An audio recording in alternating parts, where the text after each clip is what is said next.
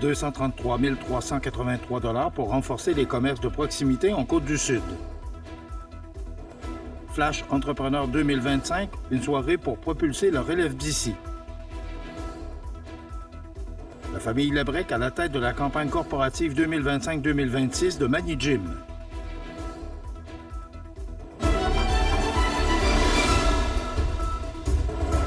Jeudi 11 décembre 2025.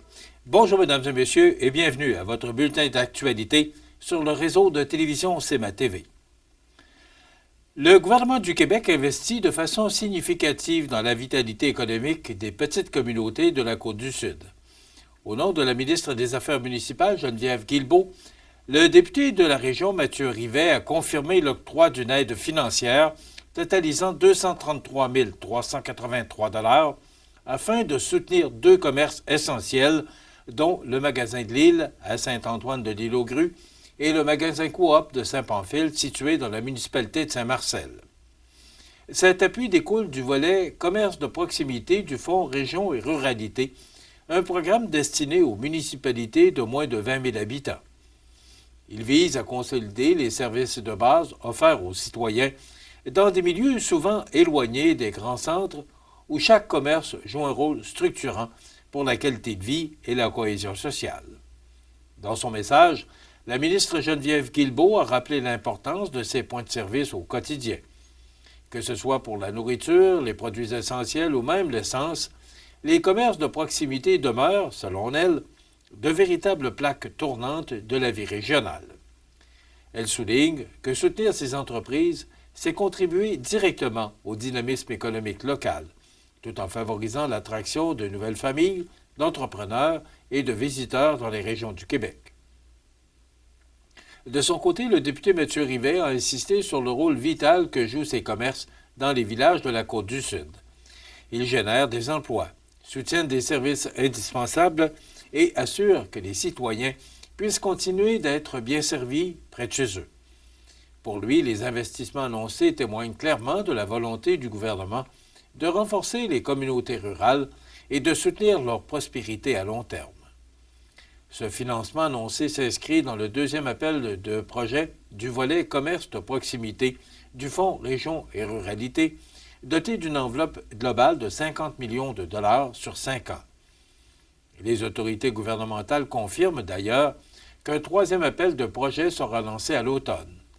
Celui-ci s'adressera tant aux entreprises privées qu'aux organisations d'économie sociale, élargissant ainsi les possibilités pour les acteurs du milieu souhaitant améliorer ou maintenir des services essentiels dans leur communauté. Avec ces investissements, le gouvernement réaffirme son engagement envers les petites localités et leur développement en soutenant des infrastructures commerciales qui demeurent au cœur de la vie quotidienne des citoyens de la Côte-du-Sud. Une ambiance dynamique, des idées vibrantes et une relève entrepreneuriale prête à rayonner, voilà ce qui attend les participants de la 4e édition de Flash Entrepreneur, un événement devenu un incontournable pour les jeunes travailleurs autonomes et entrepreneurs de 18 à 39 ans de la MRC de Montmagny, qui se tiendra le jeudi 22 janvier prochain dès 17 h aux Arts de la Seine de Montmagny. Porté par le Centre d'aide aux entreprises Montmagny-Lillet, le Carrefour Région Montmagny et Place aux jeunes MRC de Montmagny, cette rencontre vise à offrir un espace stimulant où les talents émergents peuvent échanger, se découvrir et célébrer leur parcours. Avec les années, Flash Entrepreneur a su s'imposer comme un moment unique de partage, où l'inspiration se conjugue à la convivialité. Pour le CAE Montmagny-Lillet, l'événement s'inscrit parfaitement dans sa mission. Sa directrice générale, Mireille Thibault, rappelle que soutenir la jeunesse entrepreneuriale, c'est miser sur la vitalité économique régionale. Du côté de Place aux jeunes, Annick Lachance et Frédéric Petitclerc insistent sur l'importance de créer un milieu où les jeunes peuvent se reconnaître, s'inspirer et développer un réseau solide. Plus qu'un simple événement, Flash Entrepreneur se veut une véritable opportunité de réseautage, une occasion d'établir des collaborations durables et d'alimenter la créativité de chacun. Dans un climat chaleureux et décontracté, et les participants auront la chance de partager leurs succès, leurs défis et leurs ambitions, tout en tissant des liens essentiels pour l'avenir. Les organisateurs invitent tous les jeunes entrepreneurs et travailleurs autonomes de la MRC à prendre part à cette soirée festive et inspirante. La famille Lebrec à la tête de la campagne corporative 2025-2026 de Magny Gym. Tous les détails après la pause. C'est à travers le respect et le besoin de faire plus pour les familles en deuil et l'expérience qui s'est transmise de père en fils que la Maison funéraire Laurent Normand a su au fil du temps se bâtir une réputation de confiance. La Maison funéraire Laurent Normand à Montmagny. Laissez-nous vous accompagner. Le restaurant Pizzeria Porto Bellissimo, un incontournable à Saint-Jean-Port-Joli. Pizza débordante de garnitures, menus variés et abordables. Délicieux desserts avec des produits de grande qualité des gâteries de l'Ami. Porto Bellissimo et les gâteries de l'Ami, route de l'église à Saint-Jean-Port-Joli. Bonjour tout le monde. En 2025, vous m'avez renouvelé votre confiance et je ne peux que vous dire merci sincèrement. À l'approche des fêtes, pensons à partager. Un petit geste peut faire toute une différence et aider à faire briller un peu plus la magie de Noël. Je vous souhaite un merveilleux temps des fêtes et une année 2026 remplie de santé, de bonheur et de bons moments en famille. De mon côté, je continue à être là pour vous, pour porter votre voix et défendre vos intérêts. Joyeuses fêtes à tous et bonne année! Vous regardez CEMA TV, le réseau de l'information sur la Côte-du-Sud. Le Club Magny Gym lance officiellement sa campagne corporative 2025-2026 et cette année, c'est une présidence d'honneur tout à fait remarquable qui accompagnera l'organisation, alors que la famille Lebrec, réunissant 3 générations, s'engage à soutenir la mission du club. Un geste qui témoigne de leur attachement envers une institution sportive qui contribue depuis des années au développement des jeunes de la région. La famille Lebrec souligne d'ailleurs l'impact profond que la gymnastique peut avoir sur les enfants, bien au-delà de la performance.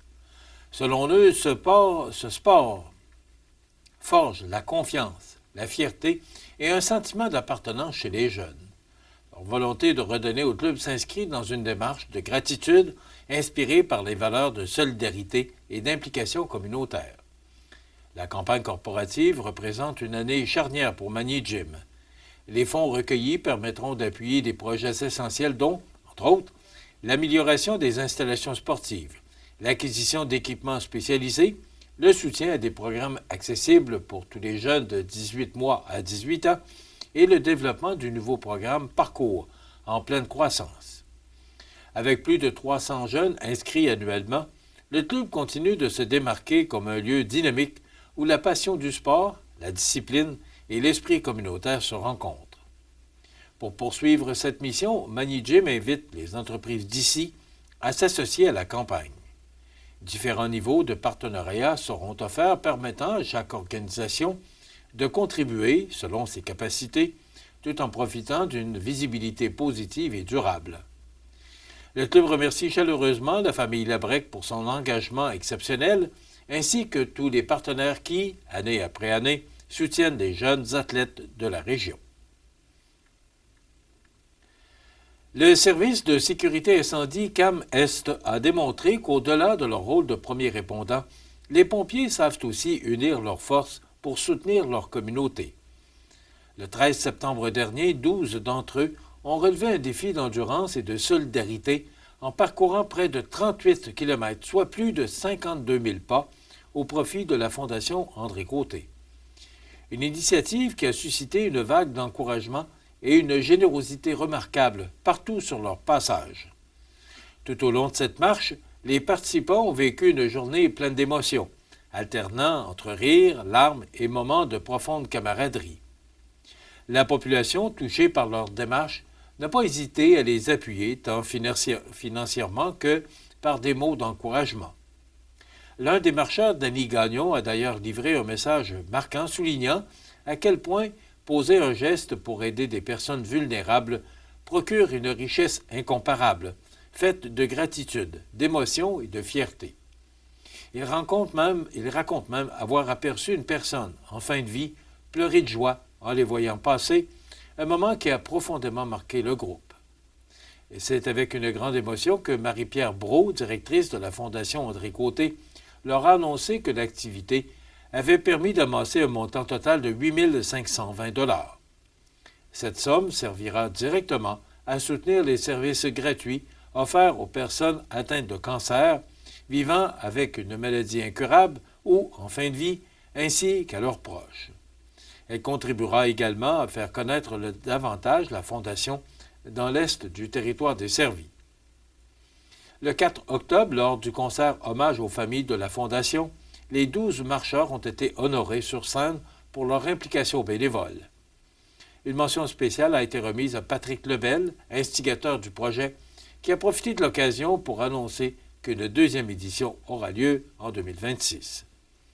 La Fondation André Côté poursuit ainsi sa mission essentielle auprès de la population du Kamouraska, de Saint-Roch-des-Aunais et de Sainte-Louise grâce à l'engagement de partenaires aussi inspirants que ces pompiers marchands. Les forces policières de la province ont intensifié leurs interventions auprès des conducteurs de véhicules lourds au cours du mois de novembre dans le cadre du plan de surveillance des véhicules lourds mené en collaboration avec Contrôle routier Québec.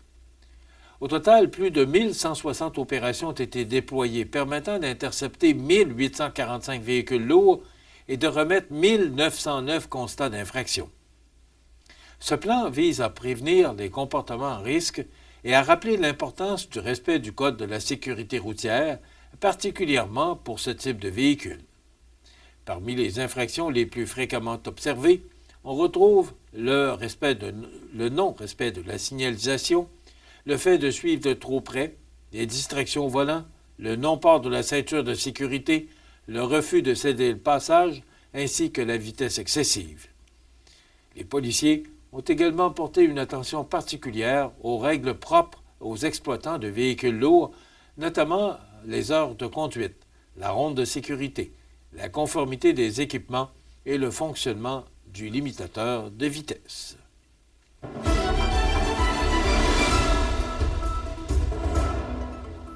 Au sport, dans la Ligue de hockey olympique de Montmagny, c'est un spectacle électrisant qui avait lieu samedi dernier, alors que 2 formations ont signé des victoires éclatantes à l'Aréna de Montmagny. Dans le premier duel, le restaurant La Rive a blanchi Armoire-Maturin 4-0. Après une période serrée et sans but, l'élan offensif s'est rapidement mis en marche en deuxième.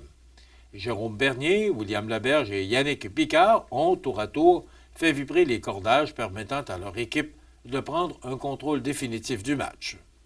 En troisième, Olivier Chouinard est venu confirmer la domination des siens en ajoutant un 4e filet. Côté discipline, Armoire-Maturin a écopé de 2 pénalités contre une seule pour le restaurant à la Rive. Le second affrontement a été tout aussi convaincant alors que le groupe MG a triomphé 6-1 face au Pavage Jéricho. Tristan Caron et Félix Saint-Pierre ont rapidement donné le ton avec des buts qui ont pris l'adversaire de vitesse. Zachary Caron a complété l'œuvre en 3e période, tandis que François Morin-Bernier a inscrit l'unique réponse pour le Pavage Jéricho. 2 joueurs se sont particulièrement distingués, dont Tristan Caron, nommé joueur offensif de la semaine, et William Laberge, joueur défensif. Voilà ce qui complète votre bulletin d'actualité de ce jeudi 11 décembre. Dans un moment, les prévisions de la météo. Et le menu de cette émission du 11 décembre, dans un moment, on vous présentera une entrevue qu'on a réalisée cette semaine avec Mme Danielle Poulain et Francine B. Bertrand du Centre communautaire de Normandie qui viendront nous parler d'un nouvel équipement dont s'est doté le Centre Normandie pour conserver la nourriture. Et on reçoit Mme Manon Côté et Joanie Legros de CPE Les Coquins qui viendront nous parler de l'expansion de ce CPE. Il y aura Pando Eco qui nous parlera, qui fera partie des trouvailles d'Audrey Saint-Pierre. Et bien sûr, il y aura les commentaires d'actualité de fin d'émission. Je vous souhaite donc une excellente émission à notre antenne.